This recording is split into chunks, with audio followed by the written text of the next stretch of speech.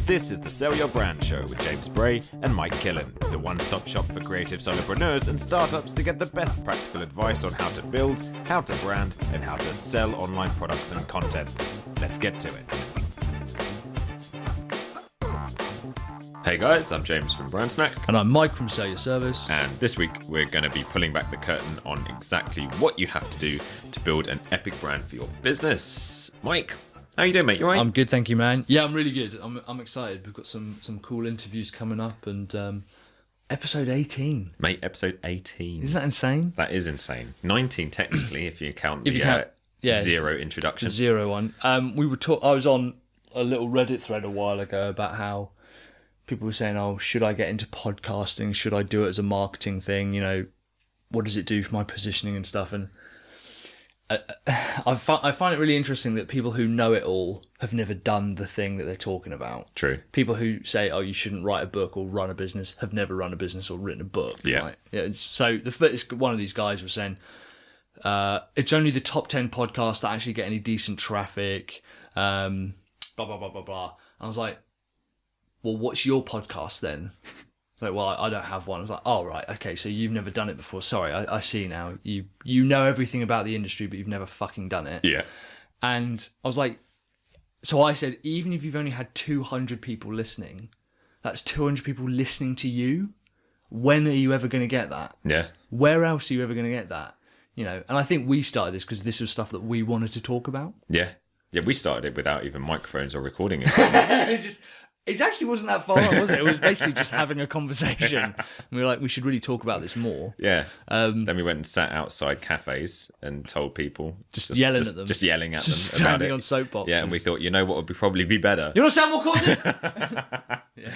Online podcasts. Yeah. Instead of outside coffee shops shouting. No, but it's not. It wasn't that far off. It probably wasn't. But yeah, so I don't know. And we've got some cool people that I'm talking to even later today. So yeah, I'm good. Yeah. How about you, man? Nice. Yeah, I'm good, mate. I had a bit of time away from my children for the first time. I say children. 21 years. 20. Yeah. Yeah. And me and my wife went out. Very nice. Yeah, for like the first time in literally years, and we went to the cinema, and we saw Dunkirk. Yeah, absolutely incredible film. Yeah, really, really amazing. And then we went out to dinner afterwards and sat there. I was literally crying over a jerk chicken because I was just like, this made me feel hollow. Yeah. Absolutely empty inside. Nothing matters. Yeah, yeah. Yeah. It's like, why am I sitting here eating rice and peas? What was Harry Styles like in it? You know what? It's weird because a lot of people have said, like, oh, he's amazing in it. He's really, really good. It's like, he was all right. He was doing his job. He was on screen for about, all of 10 minutes out of the film. Right. Yeah. Oh. Yeah, he had like clips of him here and there doing a bit of stuff. And it's like, well, you know what? Fine. Yeah, he usually sings. Now he's talking and doing a bit of acting. He didn't take anything away from it. Yeah. So yeah, he must have done all right if you wanted to, but not quite like Ed Sheeran in Game of Thrones. Yeah, I've heard about this, and that was slightly different. As if I needed another reason to not watch Game of Thrones. See his fucking fat ginger cross-eyed face on the wall-eyed face, isn't it? I'm sure he's a lovely guy, but I couldn't give a shit about that. And it's what I don't like as well is when they try and add in, like, doesn't he say something like, "Oh yeah, it's a new one," like a track? He does like a musical based joke, and I'm like, fuck off. Yeah, it was a little bit forced, but yeah, no, Harry Styles was all right in Dunkirk. Fair enough. So I've recovered from feeling quite depressed. Depressed. Yeah. And, but no, epic film though, really, really good. All right. But anyway, shall we move on to? Yeah, this is a really good one, and I don't know why we haven't done this one earlier. This is essentially a high-level overview, like a 30,000-foot view on everything that you need to do to building a great brand, right? Yep. Yeah, exactly. And a lot of people think that a brand is literally just you kind of like choosing a few colours that you like, randomly kind of selecting fonts from Google out of the millions that are out there. Yeah. Or knocking up a logo in Paint yourself. And then getting some images of Shutterstock and kind of mashing them all together, and then that's your brand. It's like, all of an hour's work. Yeah, yeah.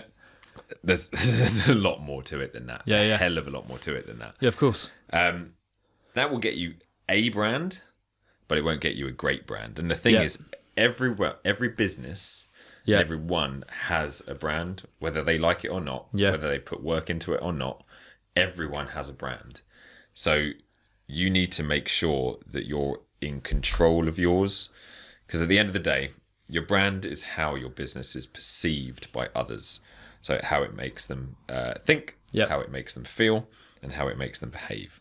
And we've said earlier as well that I think Jeff Bezos says it best: is a brand is what customers say about you when you're not in the room. Exactly. You know, and if you're doing your best to influence what they say, then you're going to get the best out of their comments. Yeah. If you're leaving it to chance or not bothering on any aspect of it and just kind of letting it tick along, then they're going to say that's going to be reflected in their comments. If you're not giving a shit about your brand, they're not going to give a shit about you. Yeah. And they're going to pass that on. Yeah, of course. So there are a number of different areas that you need to focus on. I've kind of done this in a step-by-step process. Each one builds on the last. And beginning with, which we've actually gone through before in a few other shows, is first of all knowing yourself. So this is understanding who you are and why you exist as a business. So first of all is your story. So it's all about how you begun, what drives you, what's your vision, what experiences you have, everything that has got you from your beginnings to where you are now, your whole journey. Everyone's story is unique, and that's where you're going to find a lot of people empathizing with you because they get to understand and relate to you. Yeah, we've sometimes used like the thing of a catalyst in there. Yes. Like what was the event that happened that finally made you turn around and kind of change your direction? Yeah, and I think people really connect with that. You know. Yeah, they do. Second is your personality. So there are different brand archetypes in psychology. Yep. And most brands can be attributed to one or a combination of one or two of those. And that kind of then defines how you will start to look, how you will start to sound. Then it's your values. So what you believe in, what you stand for, what we fight for. Yep. People resonate with other people or businesses that share values with them. Yep. And that's a huge thing. If they can't see themselves as a similar kind of moral being as your business or you, then they're less likely to connect. Yeah, and this one here is the one that I think people see as the most superfluous to building a brand. They're like, I'm a business, I don't have values. And it's like, if you take some of the biggest names in the world, right? I use Gwyneth Paltrow as an example. Yep. Absolutely massive. People follow her.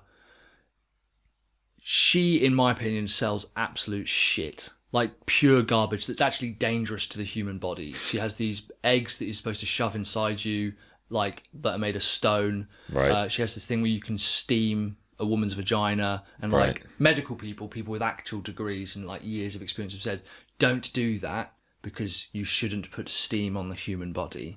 Right. But she's like, no, I'm a yoga instructor and I drink children's blood, so I know what I'm doing because she's a fucking Hollywood actress, right? Right. And a lot of the stuff she puts forward is her values are of feminism and making sure that these products are available and stuff. And what was interesting is she said, she will personally inspect every single product that comes to market from her company called Goop.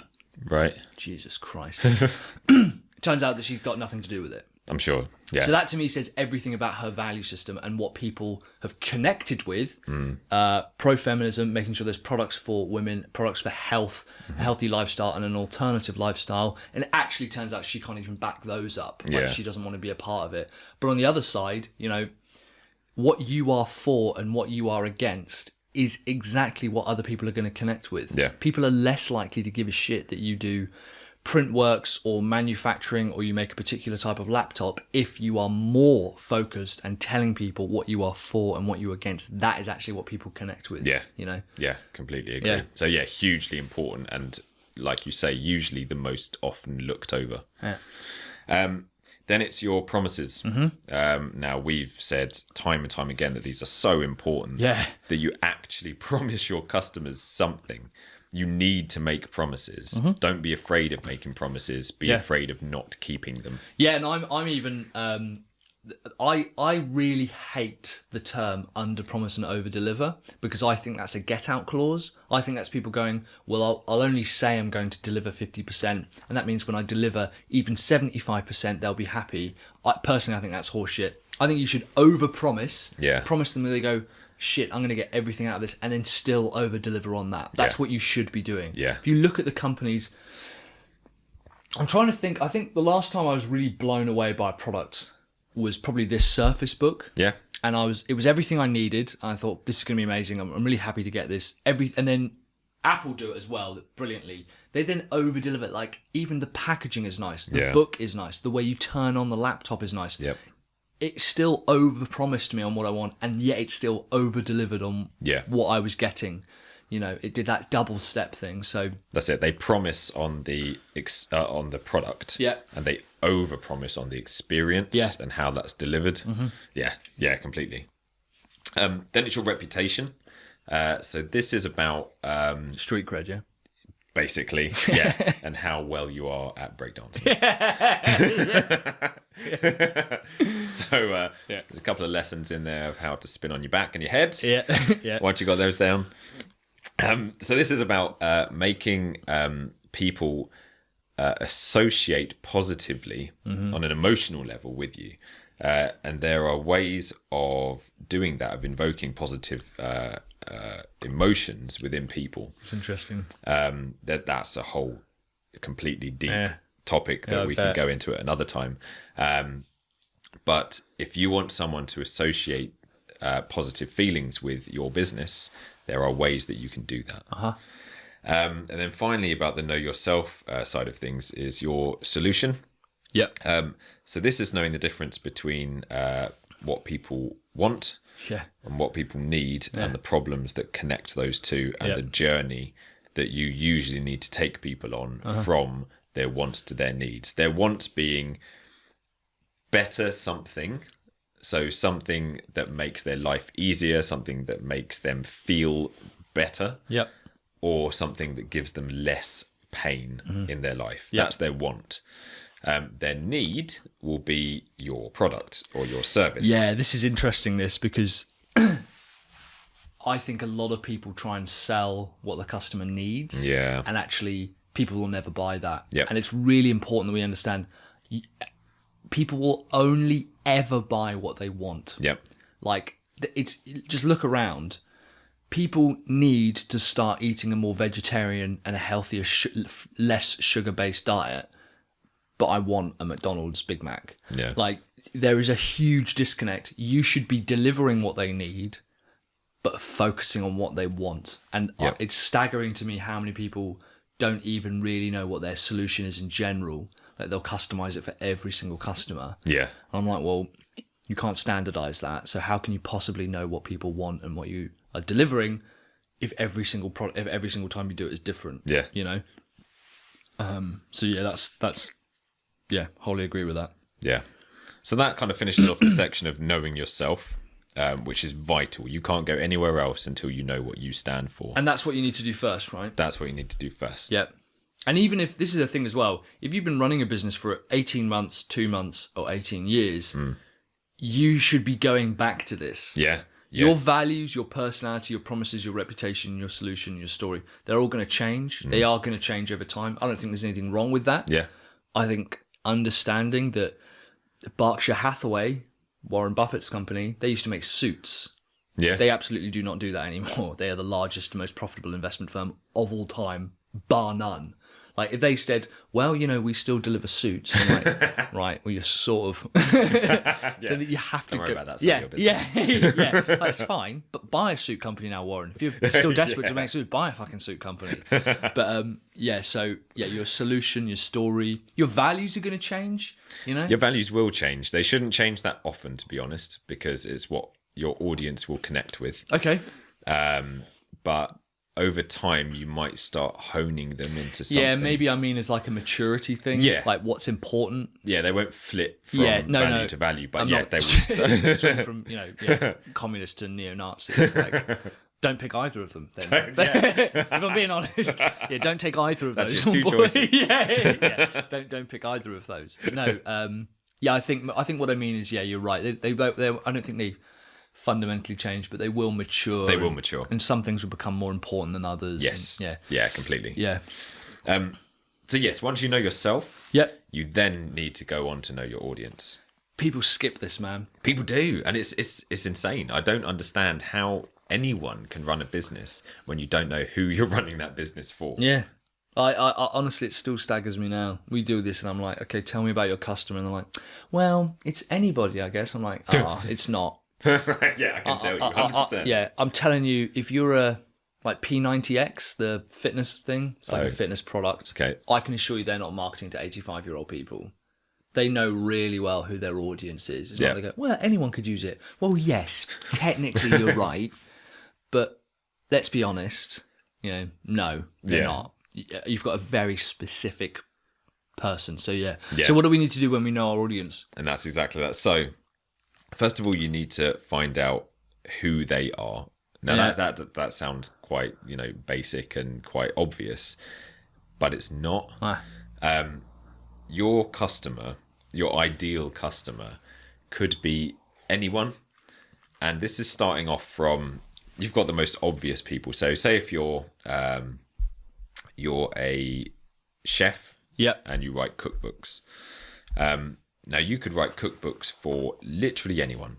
You could write cookbooks for students that want cheap meals. You could write cookbooks for parents that want healthy, quick, nutritious meals for their family throughout the week.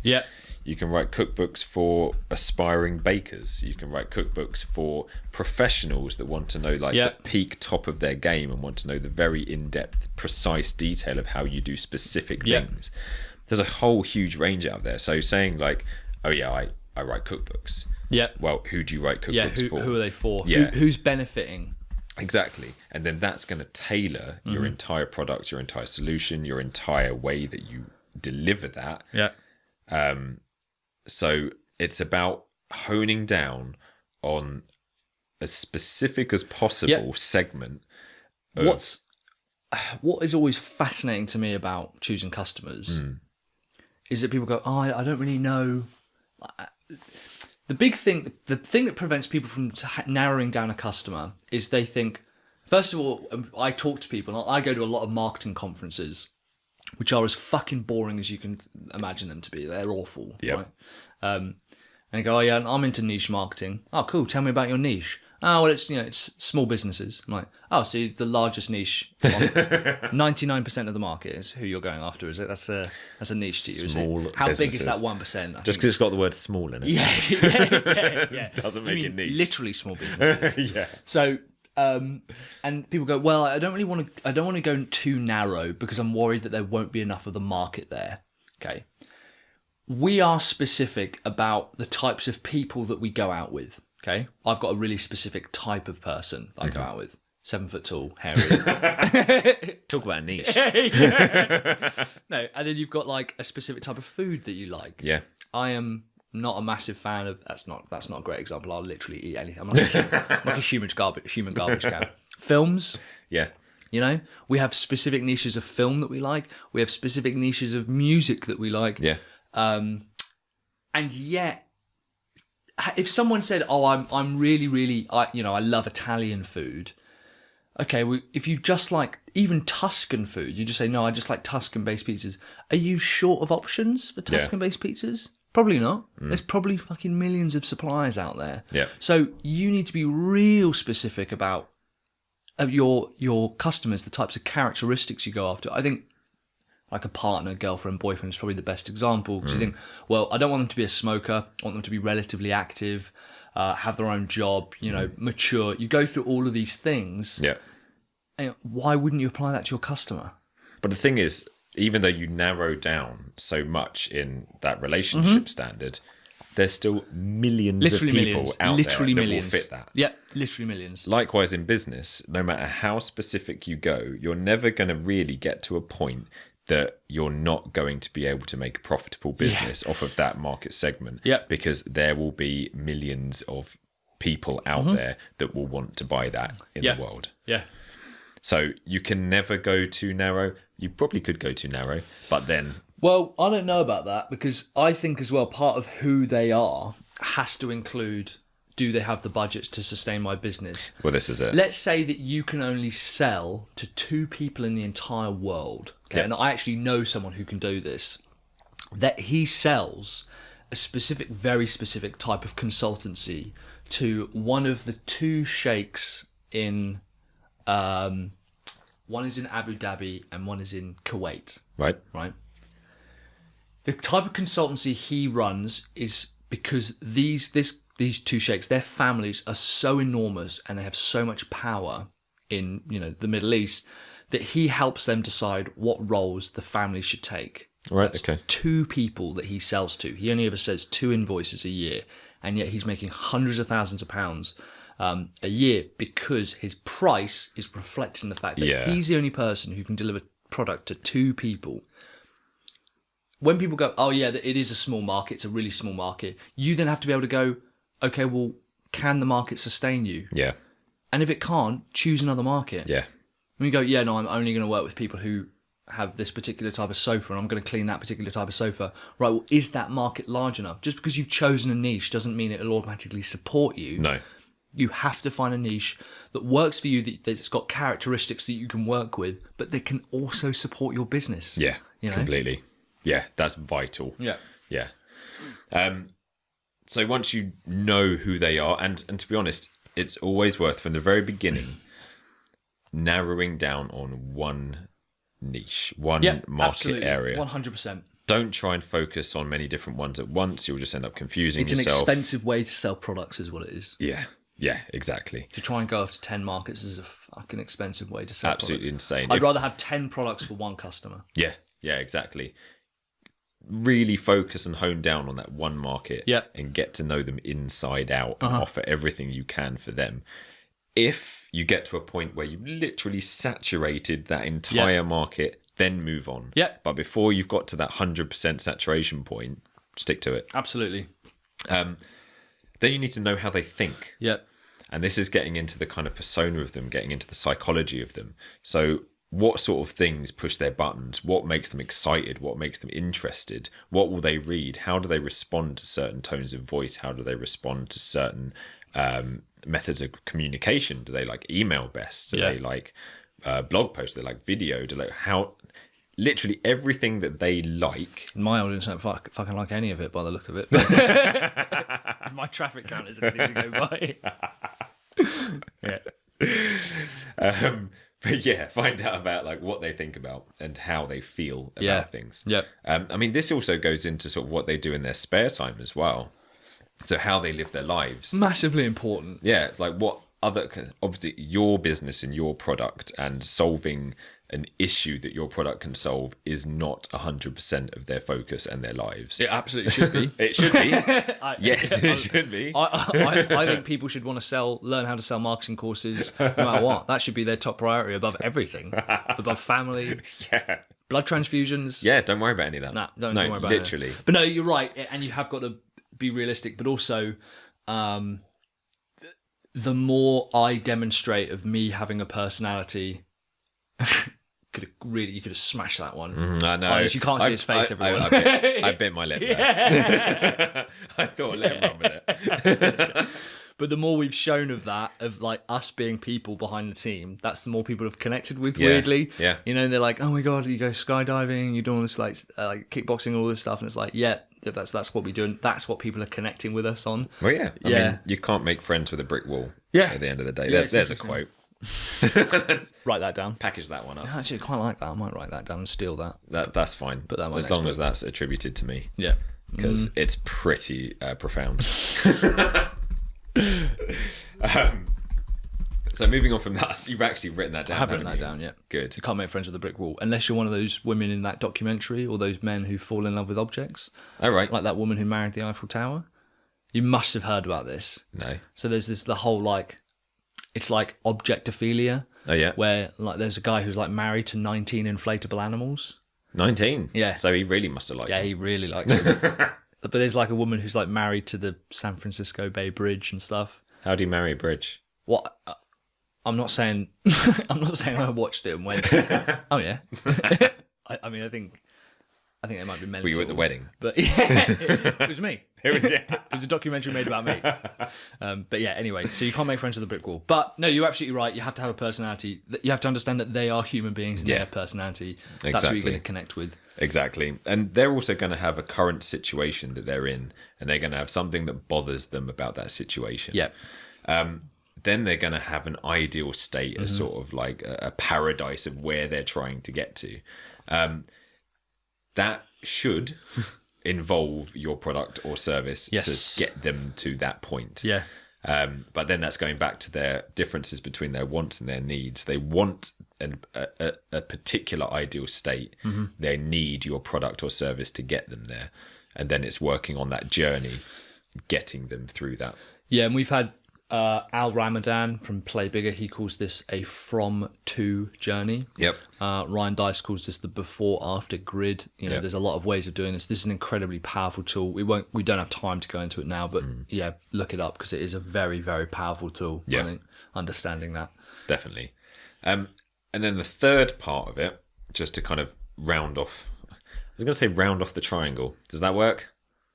Can you round off a triangle? I suppose it doesn't, does it? Just sharpen off the triangle. I'll tell you what, type that one down as well. Round off the Can't triangle. make friends with a brick wall and round off a triangle. To round off the triangle.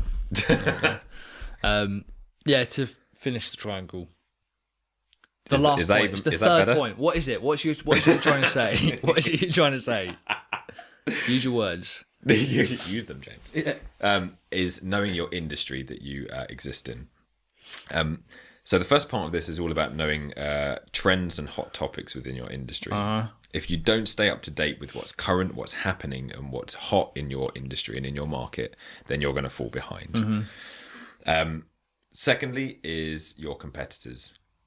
Now, you're probably going to have around 3 to 5 top competitors within your space. Yeah. Unless you're incredibly specific and quite lucky. You're probably going to have around that. Yeah. That are directly in competition with you. Now, you need to know everything about them.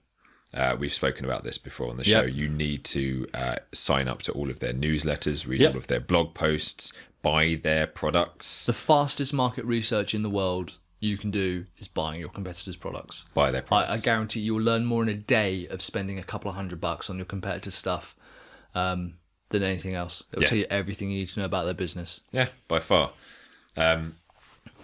You will see exactly how they do stuff, and you will then see how you can do it differently for your audience. So that's the kind of initial 3 strategy side of it. So you've got knowing yourself, knowing your audience, and knowing your industry. Yep. Once you know all of that, you can then start to put together your brand pillars. And this is the stuff that begins to go out to the market. Yes. Is that right? So all of that's kind of your internal stuff. That's the base foundations for the rest that's to come. Yep. Your brand pillars are then made up of your difference, first of all. So once you know about yourself, your audience, and your industry, you can then see how you are going to fit within that industry and make yourself stand out and have something or do something in a way that other people don't do right now. You're going to start to know about your mission. Yep. So this is where you're going and how you do it.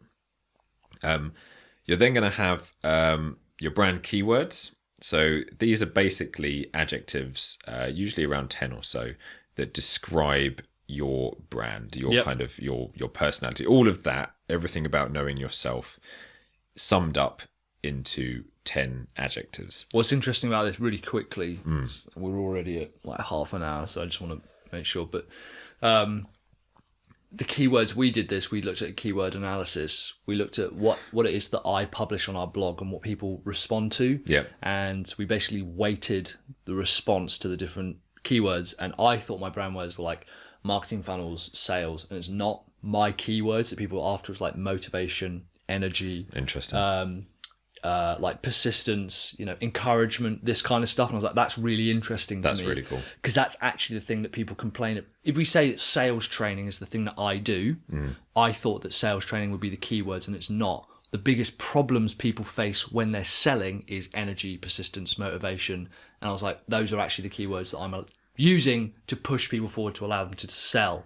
Like surfing wouldn't necessarily be, if I sold surfing products, surfing might not actually be, it might be training, getting up early, dealing with the cold and the wet. And I found that really interesting. It's actually the keywords behind what's pushing my message out there. That's really cool. Actually what the keywords are that people connect with. Nice. Yeah, that's really, really good. And they're powerful things, because like you say, that's what people connect with. Yeah. Then it's your name, your brand name and your tagline, or company business name and tagline. And then your pricing. So we can go into this at another point, but your pricing is also very much a reflection of your brand and your positioning for your brand. Whether it's a premium brand with premium pricing, whether it's a cheap as chips brand with kind of literally low as pricing, or then you have a load of different ways in between of positioning your products and services and getting a certain sort of perception. Have we not done an episode on pricing? We've spoken about pricing. I don't think we have we? That's insane. We've spoken a bit about pricing in value perception, the psychology of price. There was a book. There's a psychology of price. I know our first report. episode was the value perception, like how to increase prices. We might have done a little bit there. I think we need to do one on. We probably do need to do one. Yeah. So after you've done all of that, you can then finally get to your brand design. Yeah. Now, like I said at the very beginning, you can't literally just jump in and choose some colors and fonts. This, based on all of that you've already done, that immense amount of kind of strategy of foundation building, you can then start to pick your colors that resonate with your personality and all of your difference. Yep. Your fonts, shapes, patterns, icons, photography style. Your logo, notice how logo comes so far down the line there, because the logo is usually kind of the cherry on the cake. Yeah. Certainly, I know what most people focus on that first. They do. What they'll do before they've even thought of how their business is going to move forward, they'll think of a business name, because that's the fun part, and then a logo. Yeah. And then everything else comes afterwards. Now that's backwards. Yep. Because your logo should be a distilled essence of everything your brand stands for. And if you don't know what your brand is and what it's based on, your logo will be meaningless and it won't tie into anything. And then finally, your music. Yep. Now, a lot of people overlook this, but we're infinitely as much beings that respond to things that we hear as much as we things that we see. Yeah, man. Even more so, actually. Music is something that bypasses the barriers within our brain. Yeah. Much more so than any other form of media. I was talking to Brian Williams from WP Sessions. For those who don't know what that is, it's basically a series of courses for WordPress developers. And I interviewed him on another podcast, the WP Elevation podcast. And I was like, why is that? Why can I have pretty low quality visuals on a video or on some content? The visuals, they don't even have to be HD, but as long as the audio's good and people are listening to it, why is that? He said, because basically the human eyesight is really good at kind of filtering out shit. Yeah. And it goes, I don't like the look of that, or it looks garbage, it's fine, I can deal with that. But it can't do it with audio and music. It literally can't do it. Yeah. It's so much more sensitive. So he said, if you've got a piece of music and good quality audio that people connect with, that speaks volumes about, pardon the pun, got it in there. Write that one. About the type of content that you're putting forward. Yep. And it's really interesting is whenever I go back over videos and I'm like, oh yeah, like as long as the audio's good, and usually if they've got a piece of music that I connect, that connects with their brand. Yep. Yeah, I think it does something really, really different. And I think it's an easy way to push yourself apart from everybody else. You know, It is, and it's a way of sparking off an emotional reaction. I mean, think about the best places that you've been to, whether they're restaurants, hotels, spas, whatever. If the music is done right, playing like dubstep at a spa. Yeah, exactly. If there's a complete disconnect with the environment that you're in, now the environment can either be physical or it can be non-physical. Yeah, virtual. Thank you. Yeah, that'll do. Fucking Working hell. in an online world, James. Good work. He has a completely virtual business, and he's only just discovered this word. Virtual. How do you spell that? Jesus. It doesn't matter whether they're physical or virtual. Yeah. You're mentally going to be within it, and if the sound environment does not match that, and there's a disconnect between them, that's instantly going to throw your brain off. That's instantly going to mess with your emotions and how you feel about that business and how you feel about that environment, and you're going to be turned off from it. Yep. However, when you've walked into a hotel, for example, and you've sat down and you haven't even noticed the music, like you know it's playing, but you don't know, you're literally not listening to it whatsoever, but you can feel yourself in such a good mood. Yeah. The reason is because that music is so finely crafted to the environment and the experience. My middle-class mother would call that the ambiance. Oh, I love it. The ambiance. It's lovely ambiance in here, isn't there? Yeah. And that's usually what people talk about. Yeah, it is, yeah. Usually lighting, if we're going to go into it, lighting and sound are the two things that interact with our brain. Yeah, of course, yeah. You look at Hitler, what he used to do is have these really low frequency, low resonance bass speakers before he was going to come on and speak. And this feeling is called the dread note. It's well documented. And basically this is a sound that people hear that you can't, it's like a subsonic. So you can't audibly notice it, but it's there and it causes a sense of dread. And he would turn it off as soon as he appeared on stage. Wow. And it would be like this sense of relief washes over the crowd. And you'll see quite a lot of movies do it as well. Like they'll have this, at the moment it's like really high pitched is what they like to use. Like The Dark Knight. They had, for any of the Joker scenes, before he turned up or before he committed an action, they basically took a razor wire and rubbed it along a piece of piano wire and they recorded that. And it's not something that you're noticing consciously, but this feeling of dread and tension is ramping up until you reach this climax. And yeah, again, I don't know why more people don't cause dread in their customers. That's what I'm trying to say. More people don't scrape razors down piano wires throughout their podcast. Yeah. Maybe we should start that. Constantly in the back, trying to have a nice relaxing massage, just this like ramping up. We're going to do that for 2 minutes before every show.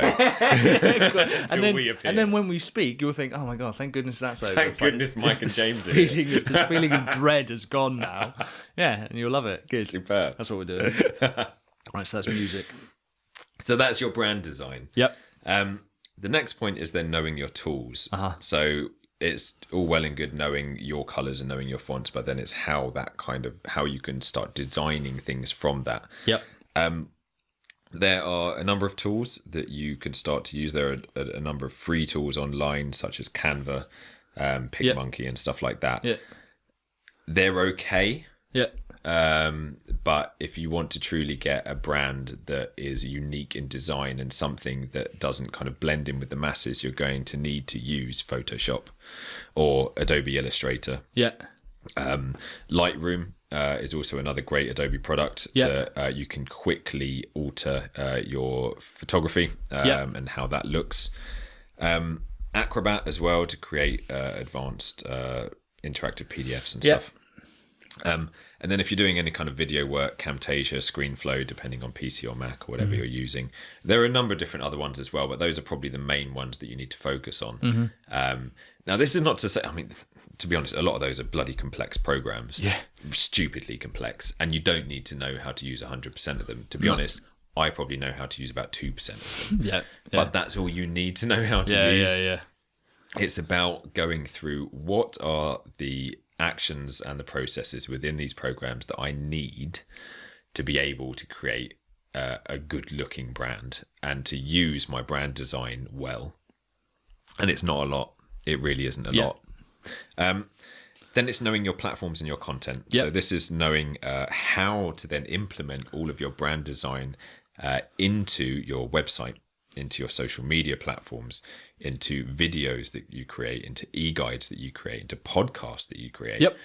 Every single piece of content and every platform that you host that content needs to be consistent and needs to feature your brand design in a way that works for that platform or that content. So that's the main entity of your brand and the kind of structure that you go through. I've left this one till last. A lot of people will kind of put it further up, but I've left it till last because I place so much importance on it and I also think it's a very much an ongoing thing. I was going to say this last one is one that is genuinely constantly evolving. And that's knowing your way around words. So, like the word virtual, for example. Knowing what that is, the opposite of physical. But I'm going to edit both of those sections on this show. Virtual, yes. So, first of all, it's knowing your tone of voice. So this is how you're going to come across to your audience. Now, tone of voice doesn't have to be through the way that you only speak. It's through how you write. It's through how you communicate in your blog posts and your emails, on the phone, in person. Literally, any time you have verbal or written contact with your audience, your tone of voice will form the basis of that. Do you come across as very knowing and authoritative? Do you come across as quite strict? Do you come across as quite jovial? Are you quite mysterious? Are you quite powerful? There are lots of different styles of tone of voice that then go back to your personality that you've done in the first section. Your tone of voice will the basics of it will stay consistent, but it will change in the message that you're delivering. If you're delivering just kind of an opinion piece, let's say opinion blog, then it's going to be pretty lighthearted, pretty like just conversational. If you're then looking into your terms and conditions, you still need to have that personality, that tone of voice showing through, but it needs to be on a much lesser scale. There's an example that I think I've used before in the show of innocent smoothies. So throughout all of their packaging design, they have little parts of their personality, even in the ingredient sections, even in the points where it says you can recycle this bottle. Every single part of it has been expertly and lovingly crafted to show their tone of voice throughout everything. And then it comes down to, once you've got that, which this is such a huge point and a lot of people bypass it, and I don't know why, because it's probably 90% of what a business does. What is it? Copywriting and people brand bypass writing. it because it's hard work. That's why. And people don't see an immediate return on copywriting, but it is, to me, copywriting is like this law of incremental gains. Like the first piece that you write, the one small piece of copy that you write for one tiny product is not going to have any effect. If you've done that every single day for 2 years and you have over 200 pieces of copy, that is an immeasurable force for your business. And people don't start because it's hard work. That's why. But you're right. Copywriting is podcasts are great, videos great, everything is brilliant, blah, blah, blah, blah, blah. Writing copy is the largest fundamental change that the human race has gone under, except for maybe the internet. The ability to write has changed. There's studies even to show that people who write and read, their brains work differently. You have an opportunity, I still don't understand why, to, for free, write everything that you need to write to connect with your audience. You can make people cry and laugh and feel energized and motivated and educated and make them feel safer and more confident, and people don't want to do it. Yeah. And I've got no idea why. Yeah, you know what? You might not be a professional writer. You might not know how to write yet. I can guarantee you that not writing is not going to make you a better writer. Yeah. You know? Yeah, exactly. It's all about putting in practice every single day. Yeah. And writing.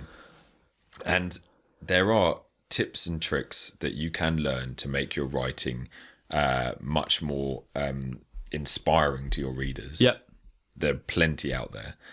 But like Mike said, if you're not writing every single day, then you're just not going to get better. Yeah. And this is something that is constant. It's something, I mean, once you've got your brand sorted, that's pretty much going to stay a constant. Yep. Until you decide to go through a rebrand, if you ever do. And at that point, you will then need to go through all of those points again to then define your rebrand. Yep. The copywriting aspect of it, that's a continual process of improvement. And the better you get at that, the more people will connect with you, because the more adept you will become at showing your personality, at telling your story, at delivering everything you have to say, your opinions, your thoughts, and making them feel a certain way. You become an expert at that, and there are ways to do that. Like I said, a lot of people leave tone of voice like right to the beginning. Yeah. They say, like, yeah, define your tone of voice. It's like, yeah, okay. But then that's not where it ends. No. That's the very beginning. And then it's all about writing copy and making sure that copy resonates, makes people feel something. Yeah. And pushes them on in their lives. Yeah. We have tone of voice guides for the basic 5 types of blog posts that we write. Yep. Thursdays and Fridays are typically more technical. The content we publish is more technical. It's on how to do things. And yeah, on a Monday and a Tuesday, which are usually a motivation post and what we call a Seinfeld story. Okay. I'll go through those, and they will be more emotional, more conversational. So our tone of voice documents aren't even the same for our entire business, you know, because we know that certain things suit other types of copy, and some people are going to read some, and some people are going to connect with others. You know? Yeah. I think there might be broad strokes between them all, but yeah, as a rule, you know, I can't explain some stuff in the same way that I would motivate someone to get out of bed in the morning. You know? Yeah, exactly. So that's an incredibly powerful and important part of your brand and business in general. Yeah. So that pretty much wraps it up. So just to kind of go through, just to kind of summarize then what we've spoken about. To round off your initial triangle. To round off your... Let's get that one in. Octagon. Wow, here we go. Yeah, that's a good point. So first of all, the 3 points for your strategy is knowing yourself, knowing your audience, and knowing your industry. Once you know all of that, you know where your business sits within everything relative to who you're going after and who you're going up against. Yep. You can then define your brand pillars. So the very kind of basics of what your brand will start to evolve from. Yep. Your brand design then comes from that. And that will be culminated in a brand book, brand guidelines. Yep. You will then need to get used to the tools that you're going to be using to create the designs by using your brand design elements. That's not necessary to say you need 100% of those products. You will need much less, but as long as you know how to do the processes that you need, you'll be absolutely fine.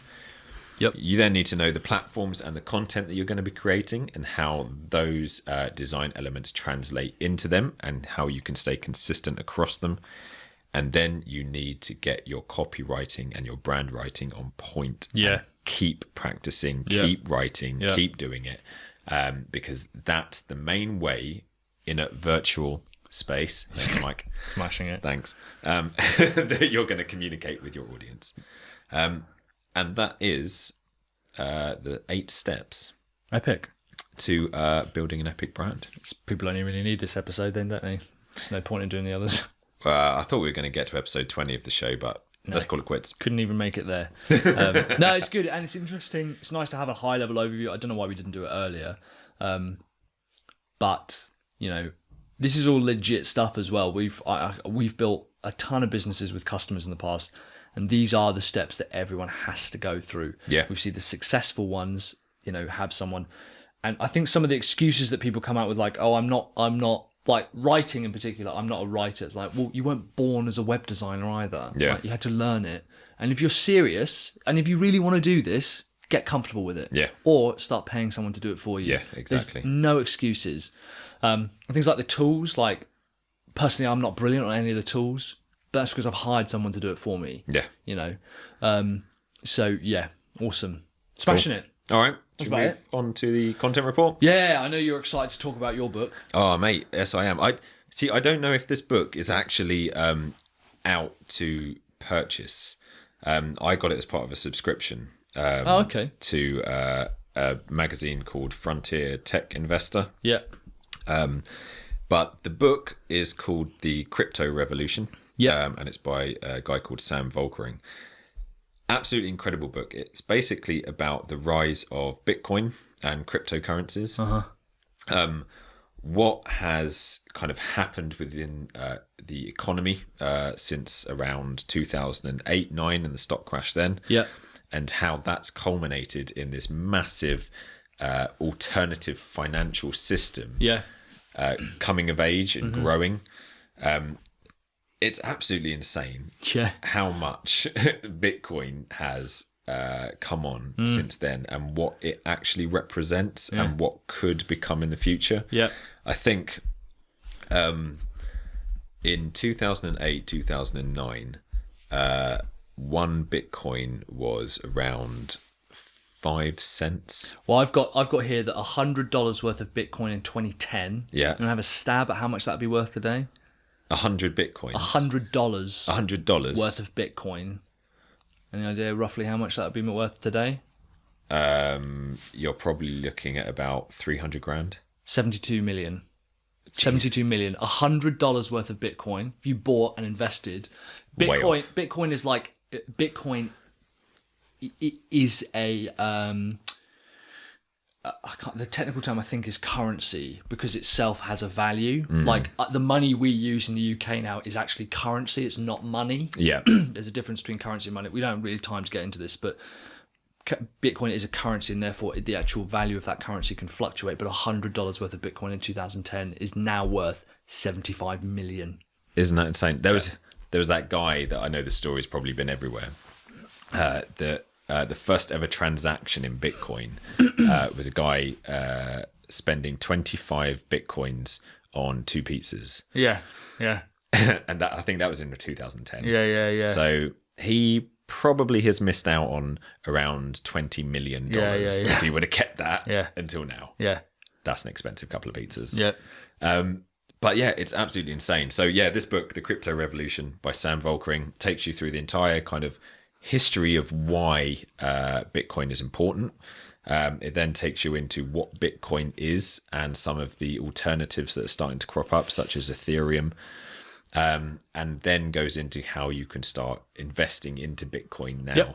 Yep. But yeah, he sees it as literally the future. What I find interesting about Bitcoin is that if I talk to my mum, she'll go, "Oh, isn't that thing that all those criminals use because it's untraceable?" And I go, "Right. First of all, cash is used. Cash is the number one reason that crime exists because cash is still untraceable. Yet you can mark it, you can get the bills, blah blah blah, but it is still largely untraceable. Yeah. Bitcoin is also untraceable, but the reason that now this is getting to like conspiracy level like territory. So I've got my little tinfoil hat on. Let's do it. Right. Why not? The banks don't want Bitcoin to exist because it literally eliminates their need. Yeah. I don't need a bank. Okay. Yeah. It completely disintermediates the need for a banking system and banking regulation. It's still, and the point is actually Bitcoin is traceable. Bitcoin is not traceable back to specific owners, but it is absolutely manageable. Okay? Yeah. The way that the blockchain works, and again, we don't have time to go into this, but those same banks are owned by usually larger families and larger companies. They'll also own a media outlet. So it's in their interest for the media outlets to push this agenda that cryptocurrency is unsafe. Yeah.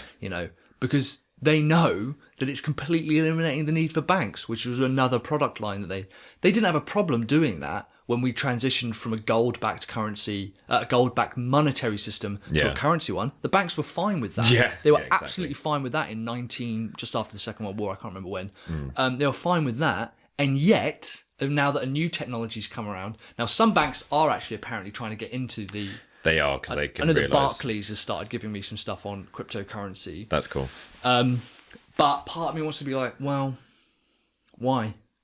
Why do I need you? I think the Bank of Japan, I think, has started taking it seriously. Yeah, I should do. I know the Chinese government are taking it incredibly seriously. Yeah. It's absolutely insane. Yeah. And so read the book. Yeah, very good. Very cool. good. What have you been reading, mate? I've been also, this is quite a heavy content report. I've been reading I finished something called The Seventh Sense. Bruce Willis.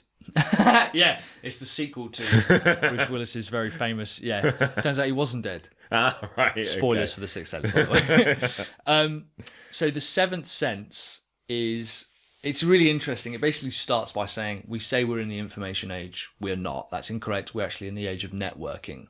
Never before has it been easier for us to set up networks of varying scales and sizes, and the importance that plays in the roles of like our economy today. Right. And I mean this in like even locally, like within your house. Never before has your fridge been able to talk directly to Tesco's, or directly to Costco or whatever. Yeah.